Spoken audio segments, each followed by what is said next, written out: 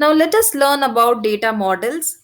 Data abstraction means showing only the relevant details and hiding the irrelevant details.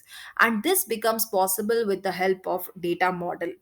Now, data model is nothing but a collection of concepts that describe the database, and this can be done at various levels. So, there are various categories of data models. It could be high level, that is the conceptual data model, or it could be low level, that is the physical data model. Uh, the conceptual data models example is model. So now they use concepts to so that the users can understand how the data is perceived. And then there is low level. Under low level or physical data model, we define the low level details like record formats, record offerings, access path, index. All these are defined under low level models. Then there is also another category which is representational data models. Now, there is representational data model between the two extremes. So these could be relational models, network models, hierarchical models. So after model, we do relational model. And then that relational model gets mapped to certain low level details. So this is an example of network model. This is coming under the category of representational models. This is an example of relational model.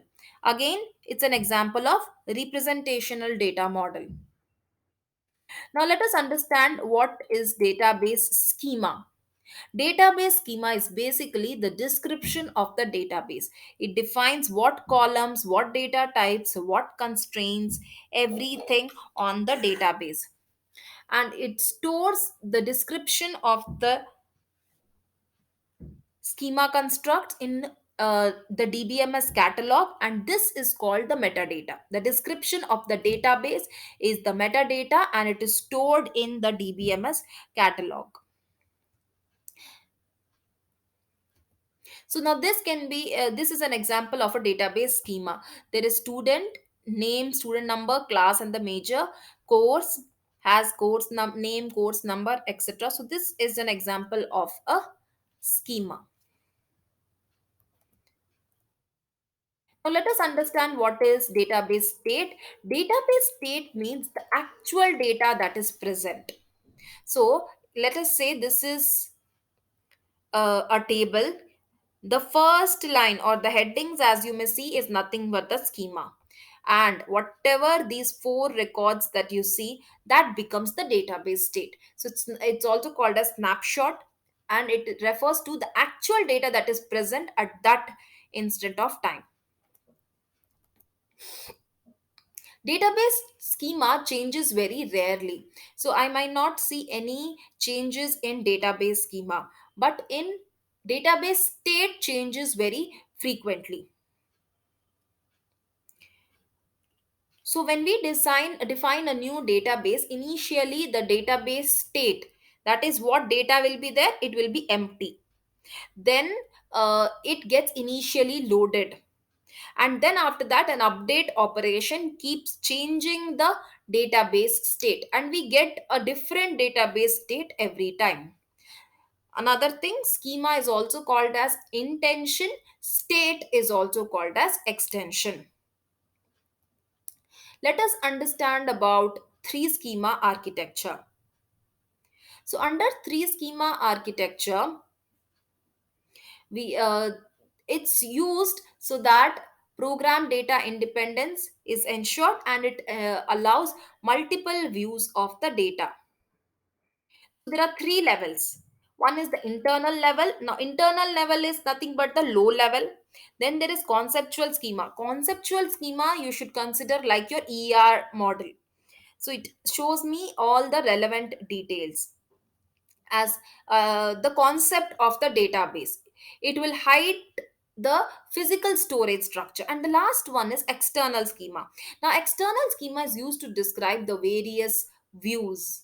So a manager might get another view of the data as the employee will get another view, manager will get another view. So this is a three schema architecture. There is internal level, there is this conceptual level, and various users access the various kinds of views.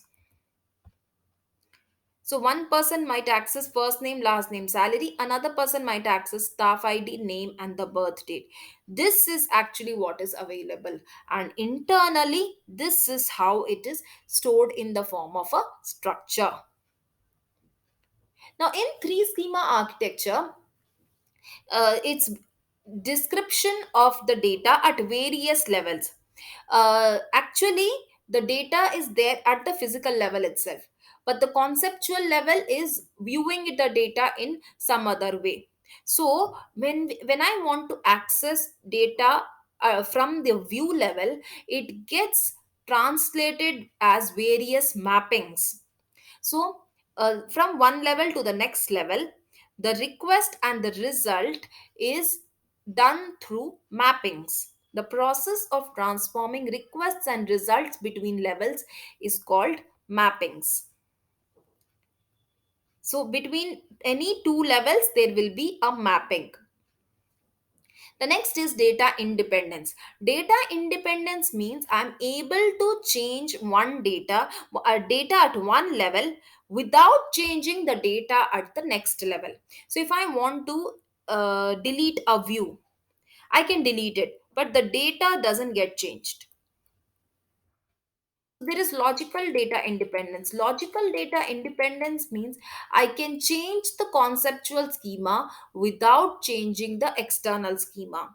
So if I want to add a column, I add a column and it does not affect my external views at all. Then there is physical data independence. Physical data independence means if I change the structure, so but that does not affect my the database as such. The tables are not affected. So if I change from structures to b tree, the tables are not affected. So that means there is no logical data independence means I can change the conceptual schema without changing the external schema. Physical data independence means I can change the internal schema without changing the conceptual schema. Whenever I change the schema, only the mappings will have to be changed. So, data model, schema architecture, and there is data independence. See, this is my three schema architecture: internal schema, conceptual schema, and external schema. Logical data independence is at this level, physical data independence is at this level.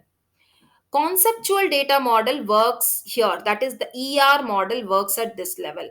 The physical data model works at this level.